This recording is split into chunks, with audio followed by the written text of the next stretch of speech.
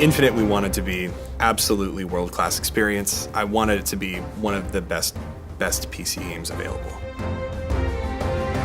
With Halo Infinite, this is the first time that we're releasing the game on console and PC the same day and date, which is super exciting. Importantly though, we're not just shipping a port of the console game on day one. We really are building it from the ground up to be a great game for PC players who love to customize the experience the way that they want to. We wanted to go out the gate, like immediately, with the best set of options that we could have in the settings menus, from control options, graphics options, audio options, accessibility options. You can actually set like a minimum FPS. So you can say, I want 60 to be my minimum FPS. So you can choose, oh, I want it to run faster, but maybe not look quite as pretty, or like, no, give me the prettiest experience possible. I don't care about the frames, right? Ultrawide's really interesting because you hear it and you say, oh, you just need to make the frame wider and you're good. Well, actually, there's quite a lot that goes into it. We do what you could call horizontal plus. If you get a wider screen, you see more on the left and right, as opposed to less on the top and bottom. Some games don't do that for performance reasons. Ultra-wide specifically does have challenges for Sandbox. A lot of them were on our animators because all of a sudden, like, hey, I can see bits of Chief's shoulder, where I never could see bits of Chief's shoulder before. When I came on board, a lot of the narrative sequences were built, and it was a really hard sell to go to those teams and say, hey, the tireless months you have put into creating these picturesque moments, we need them to go like that. The UI will have to fill the screen, your HUD will have to fill the screen. If you're on a super ultra wide, you probably don't want your radar and your ammo count like way out on the corners, so we have the options so that you can bring them in. We have paid a lot of attention to advanced graphics settings that you wouldn't normally see in a console game. A lot of them are sliders, so you can tune them down, you can tune them up, and then it's not just on and off. Because we went that far on PC, we were able to bring back a lot of those things on console that you maybe wouldn't always see in a console game. So in the same way that on mouse and keyboard, you can completely customize your key bindings. We have like triple key bindings. You can set up to 3 different keys to a single action.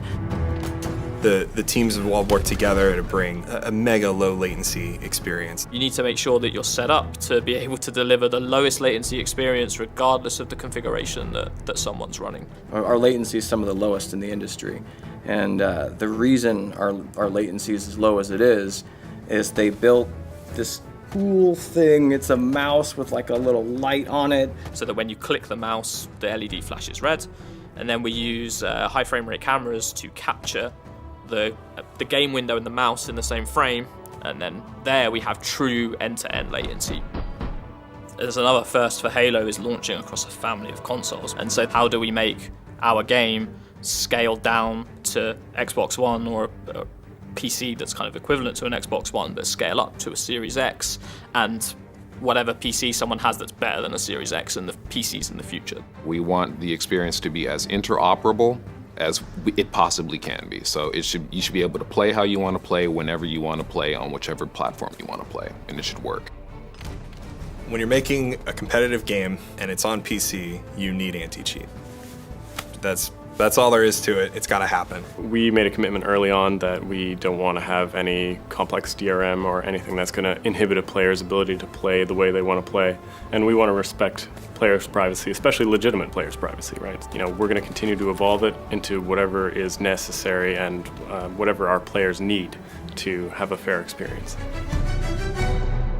We're going to be out the gate with crossplay between Steam, the Windows Store, all of the consoles, all of the Xbox consoles. It's amazing. If you're playing Infinite through Game Pass on your PC, your save will carry over into your console. And then, of course, multiplayer progression is shared across all the platforms. You just log in wherever you are, and there's your player, there's all your customization, there's your rank. I would say it's especially hard to balance a cross-play title, right? So you don't just need the feel of Halo, but you need the feel of Halo that translates well and is cross-playable between PC and console. So there's been a lot of time and energy that have gone into that. To try to make like controller and mouse and keyboard competitive with one another, it's hard. It kind of started to become clear, like the right thing to do is give them choice. We're gonna have a ranked controller hopper. We're gonna have a ranked mouse and keyboard hopper, and we will have a ranked crossplay hopper as well. We're doing something pretty awesome in Infinite. On the PC side, you can actually deploy a LAN server and host your own LAN parties. Both PC and console within your house can connect to this local dedicated server, especially for folks my age that, like grew up with original Halo, especially folks who grew up with LAN parties. I wanted desperately to, when this game launches, go have a LAN party with my friends. Instant nostalgia, right? Come on. Because we're a crossplay title, the way that we manage friends in the game is all through Xbox Live. And that is very common and familiar for Xbox players. It is not as common and familiar for PC players. Our integration with Steam, our integration with Discord, integration with Xbox Live, those are a lot of moving pieces, and it all works seamlessly together. Open game bar, message a friend, tell them to join, ping another friend on Discord, ping another friend on Steam, pull all 3 of those people into a fire team and go play. Doesn't matter the platform.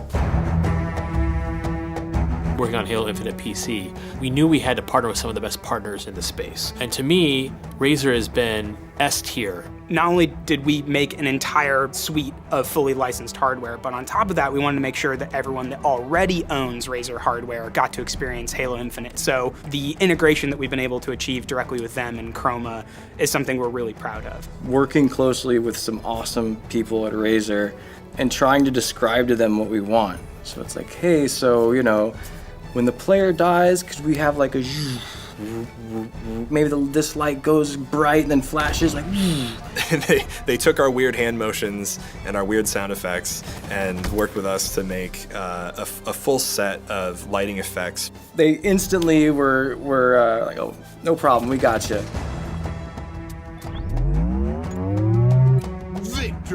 AMD's been a really great partner to us. They've been a great partner for both the feature set that they're trying to help bring to Halo Infinite and the optimizations that they've been implementing. A lot of the performance optimizations are actually applicable to console as well because AMD is in the consoles. They recognized, as well as we did, that console gaming's biggest franchise coming to an entirely new platform at launch was something that warranted a celebration. After much work and 2 years of collaboration, we're excited to unveil a limited edition Halo Infinite graphics card. This uses the AMD Radeon RX 6900 XT, and it's the fastest gaming graphics card AMD has ever developed. It's the perfect graphics card to celebrate the release of Halo Infinite on PC. While these graphics cards won't be going on sale, we wanted to make sure that there was multiple opportunities for fans to get their hands on one between now and launch. Make sure you follow Halo and AMD Radeon on social media for more information on how to enter and win.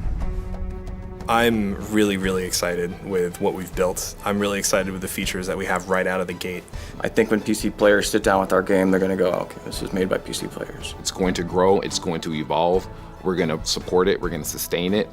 We're gonna learn from our audience what they enjoy. We're gonna feed off of that and leverage that data and make decisions on what kind of content we deliver in the future. So it's really about it being a living, shared experience between us over in development and our community. I think as a PC developer, what gets us excited is knowing that we're going to be on a journey with our players on PC.